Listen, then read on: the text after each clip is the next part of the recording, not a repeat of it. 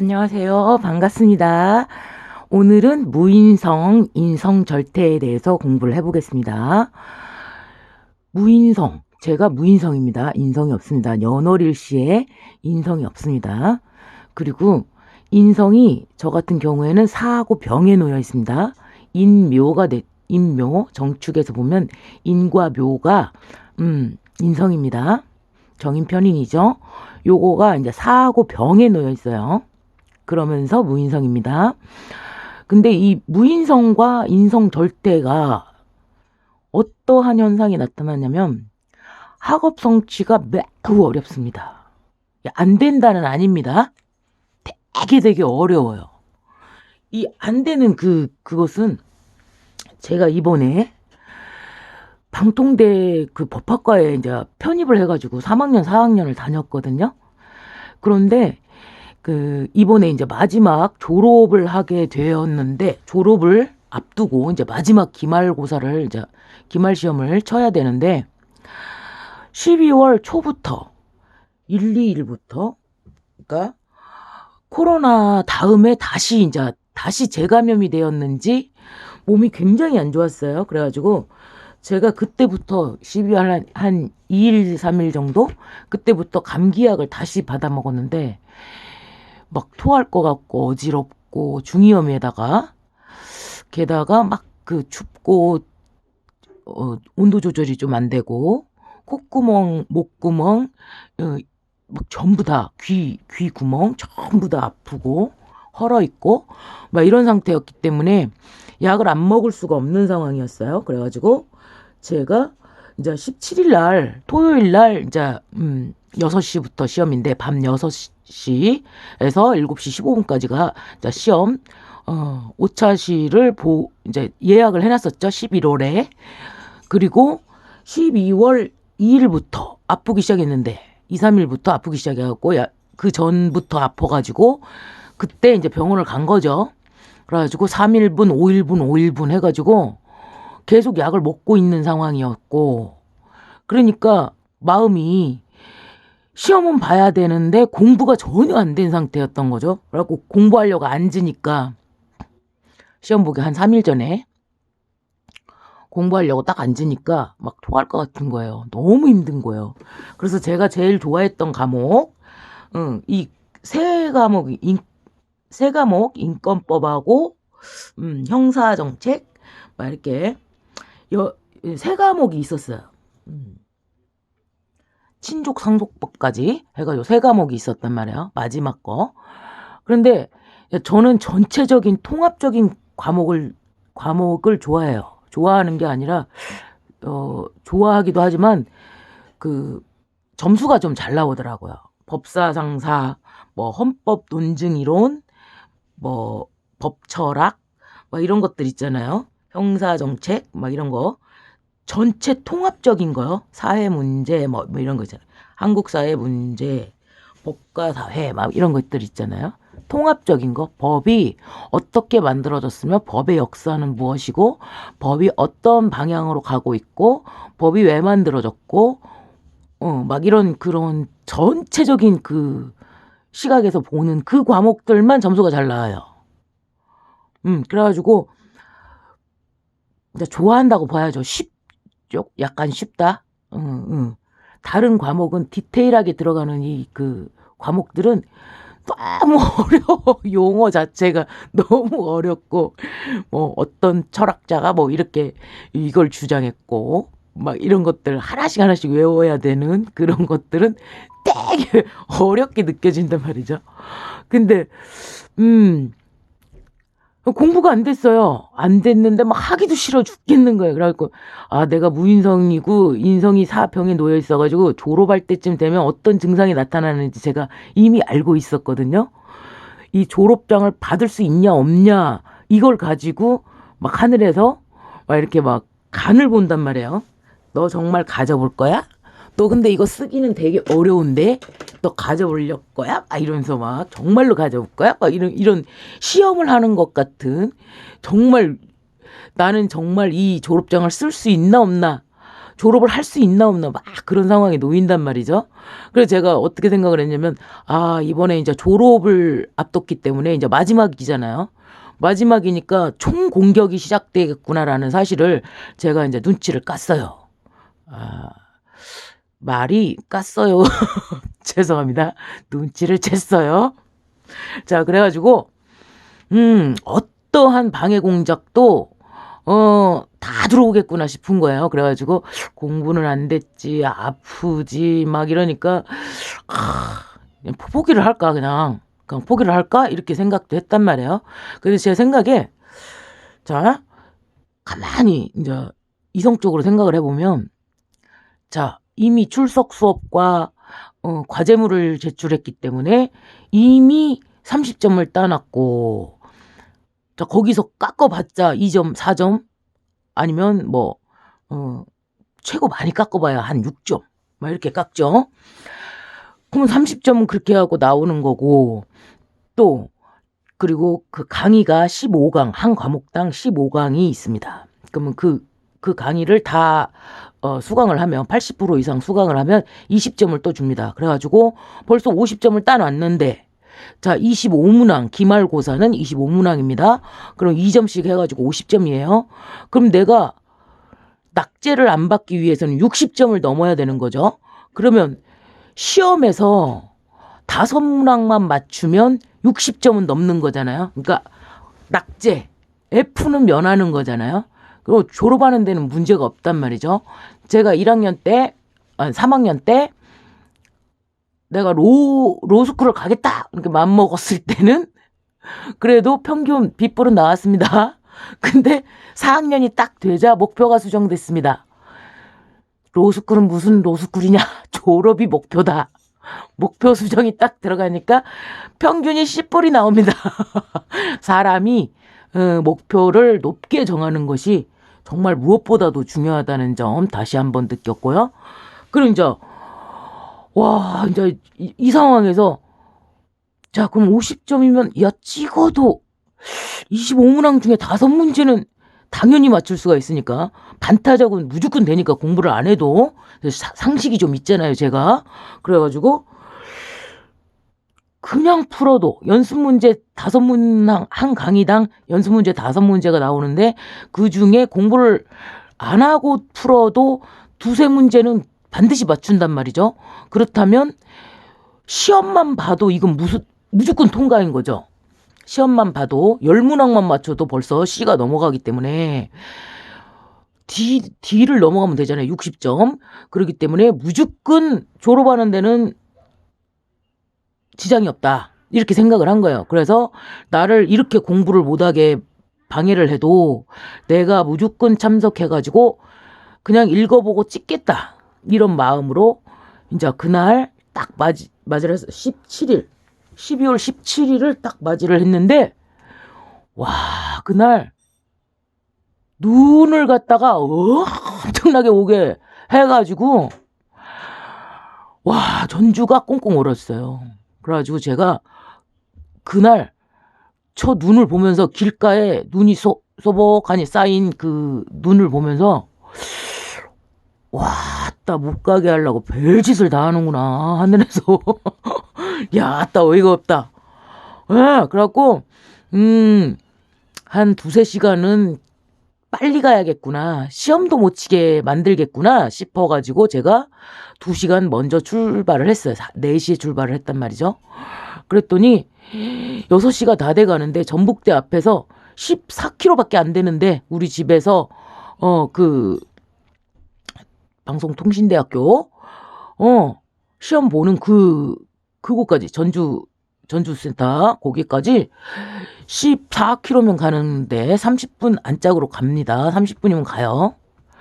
근데 그날 2시간을 달렸는데도 전북대 앞에서, 덕진공원 전북대 앞에서 6시가 돼버린 거예요. 그래가지고 제가 전화를 했죠. 그랬더니 늦어도 시험은 볼 수 있다. 근데 너무 늦었다. 그러면은 내일로 시험 날짜를 바꿔주겠다 이러는 거예요.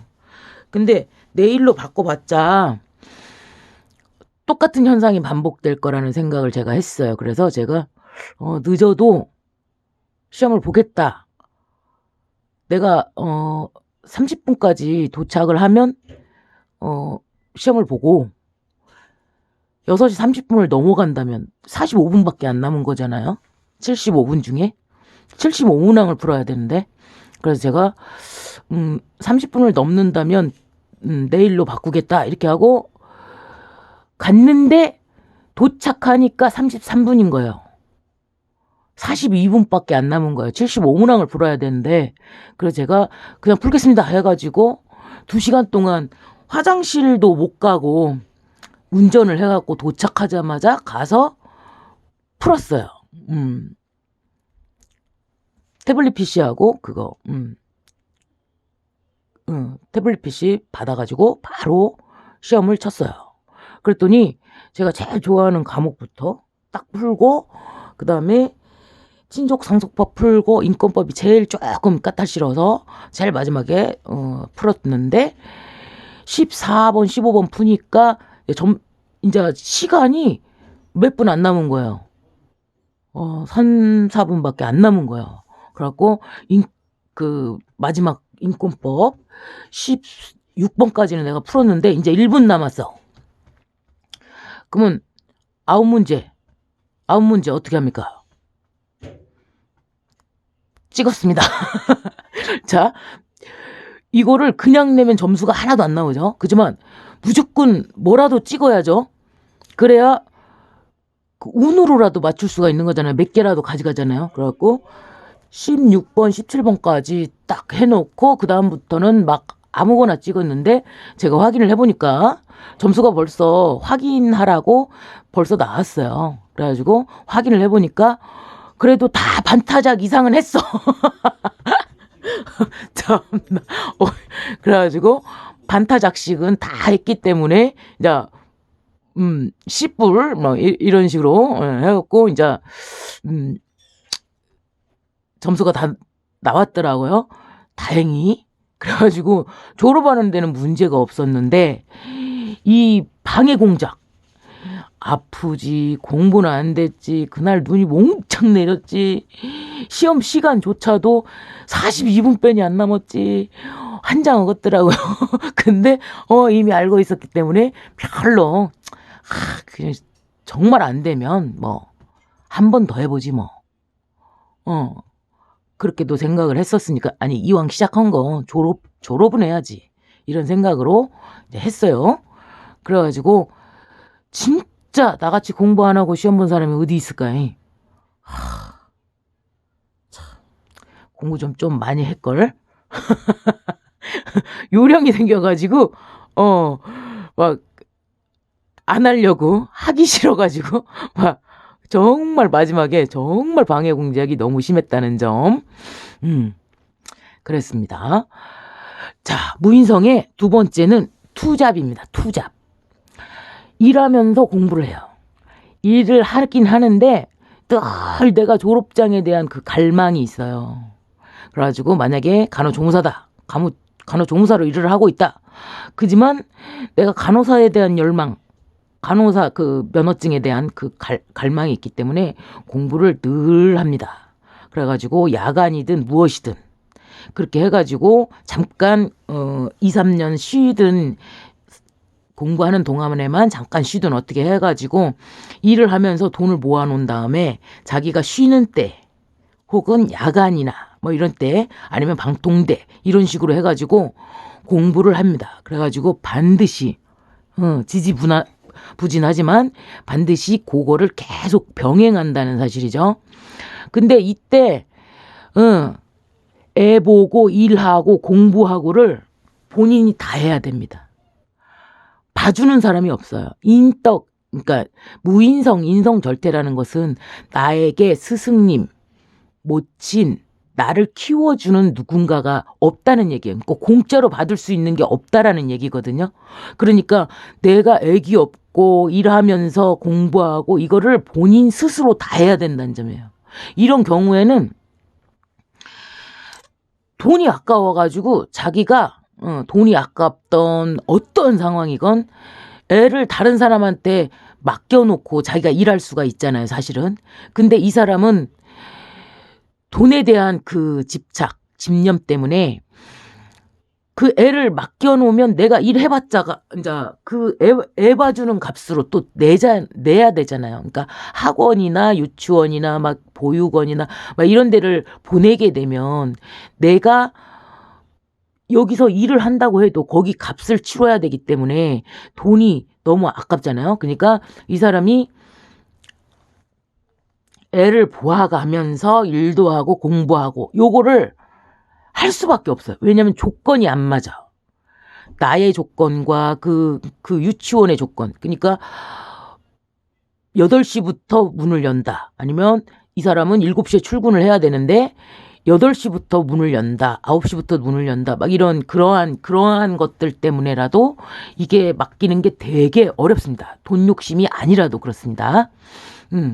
그런 현상이 나타나요. 그래서 본인이 전부 다 해야 돼. 근데 이게 가만히 생각해 보면 본인의 능력을 굉장히 키워주는 멀티플레이어가 될 수 있게끔 이 모든 것을 할 수 있게끔 만드는 하늘의 교육 방식입니다. 너 인성 안 갖고 나왔으니까 네가 싹 다 하면서 하는 그 다인 역할을 할 수 있게끔 너가 한번 트레이닝 받아봐. 이런 상황이 되는 것이죠.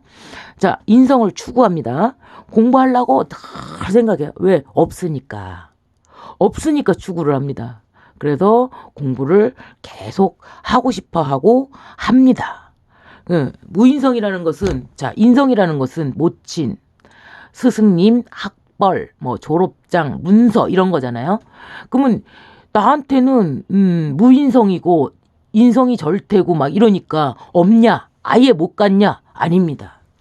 여기서도 말씀드렸지만 안 되게 만드는 조건을 굉장히 많이 늘어났어요. 근데 핑계죠, 사실. 아프다, 공부를 못했다, 안 했다, 아니면 뭐 다 핑계가 될 수 있는 거죠. 안 되는 조건만 다 이렇게 모아놓는단 말이에요. 인성 절대나 무인성, 인성의 사병 막 이런 상황이 되면 안 되게끔 거기서 추구하기가 되게 어려운 상황. 그러니까 애를 봐야 되는데 공부를 해야 돼. 애기가 빽빽 울고 젖달라고 하고 막 이렇게 애기 씻겨야 되고 애기를 키워야 되는데 자기는 공부는 하고 싶고 그래야 뭐 공무원이 된달지 공무원 시험이랄지 막 이렇게 어떠한 시험을 볼 수가 있잖아요. 그러니까 미래를 위해서 자꾸만 공부를 하려고 하는 거죠. 심리가. 근데 이걸 못 갔냐? 아예 못 갔냐? 갔습니다.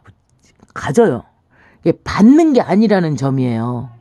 무인성과 인성절대, 뭐 인성의 사병 막 이런 게 다른 사람한테 유산이나 증여로 이렇게 받는 게 아니고 본인이 스스로 능력을 갖춰가지고 그걸 만드는 것입니다.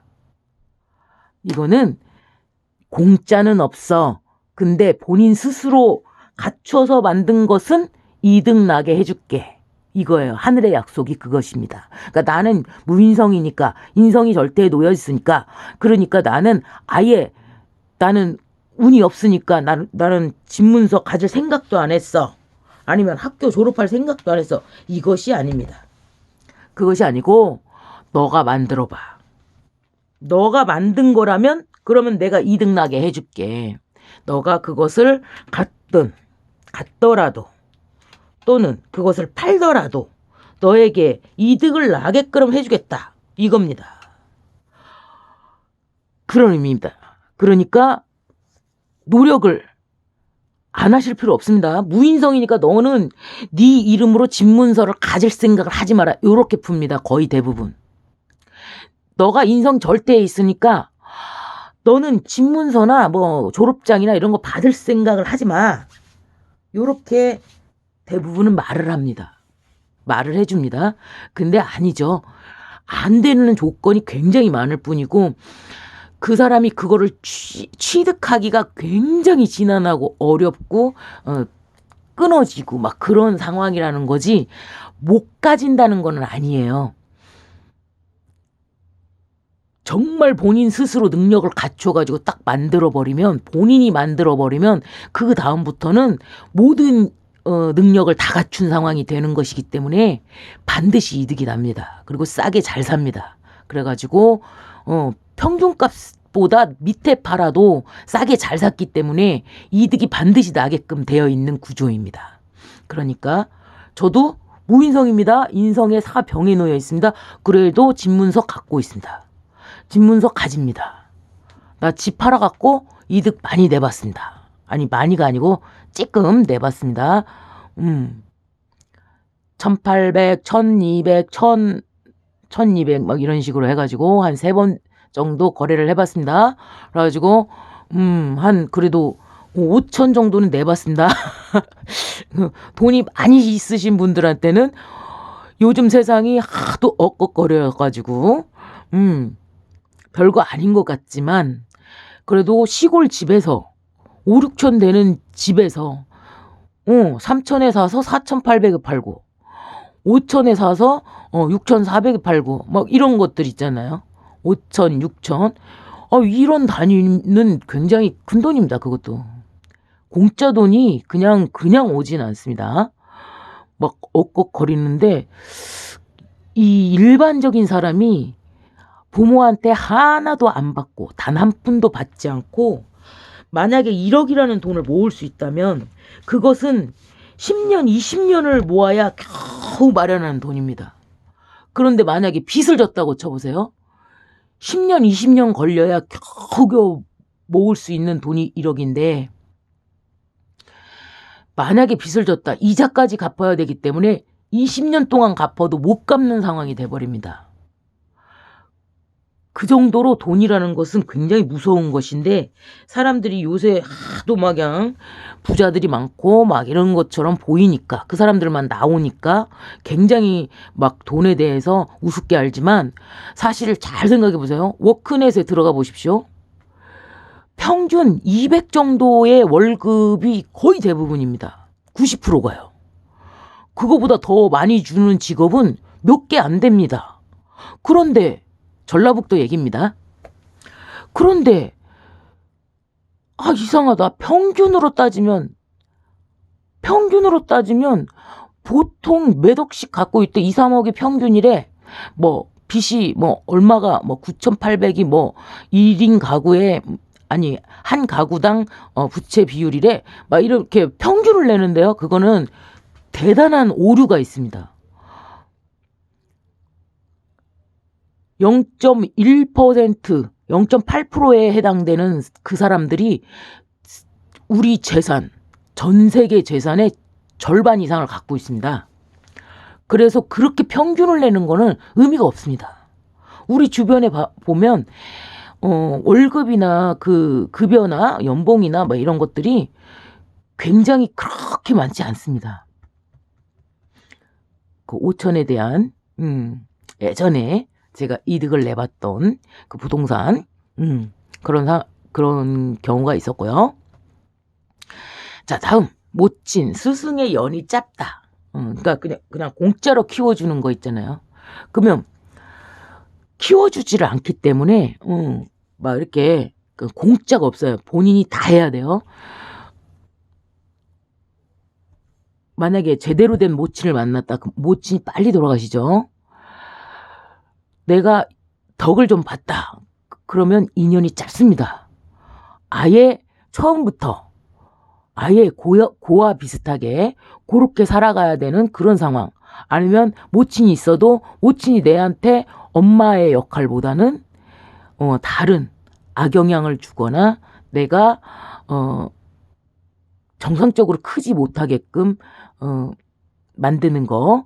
그러니까 말하자면 내가 벌어서 부모를 봉양해야 되는, 부모가 나를 봉양한 키워주고 봉양한 기간이 굉장히 짧은데 반해서 14살, 15살부터 일을 해가지고 그들을 키워야 하는 그러한 상황.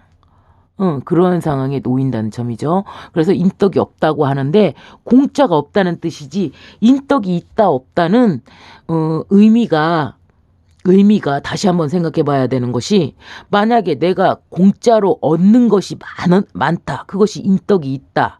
요렇게 본다면 공짜로 많이 얻어지면 능력이 없습니다. 그 사람이. 근데 이 사람 같은 경우에 본인이 스스로 일하고 애보고 공부하고 막 이런 것들을 전부 다 하면서 해야 되기 때문에 오히려 인덕이 있는 것입니다. 능력을 키우는 면에서 보면 그 사람들이 그 역할을 해 주었기 때문에 능력을 갖추게 되는 것이잖아요. 그러니까 공짜로 받는 것이 별로 없다라는 뜻입니다. 인덕이 없다라는 뜻은요. 그리고 눈칫밥을 먹어야 되고 짧은 시간에 바로바로 배워야죠. 내가 클 동안 키워주질 않기 때문에 이 사람이 눈썰미가 좋아가지고 바로바로 그 배워가지고 바로바로 응용을 해가지고 본인이 바로 해야 되기 때문에 일을 못하면 붙여주지를 않습니다. 그러니까 이 무인성과 인성절대에 놓인 사람들은 허드렛 일이나 막 이렇게 아르바이트를 하러 갔거나 막 이렇게 하루짜리 일을 하거나 아니면 간단한 뭐 배달이나 뭐 이렇게 서빙이나 막 요런 일을 한다고 하더라도 되게 일을 능숙하게 잘할 수 있다는 점이죠. 자, 무인성, 인성절대에 대해서 다시 한번 공부를 해봤습니다. 제가 하도 시험 볼 때 하도 기가 막힌 일을 당해놓으니까 어이가 없어가지고 제가 한번 공부를 같이 해보았습니다. 공부하시는데 도움되시기 바랍니다. 감사합니다.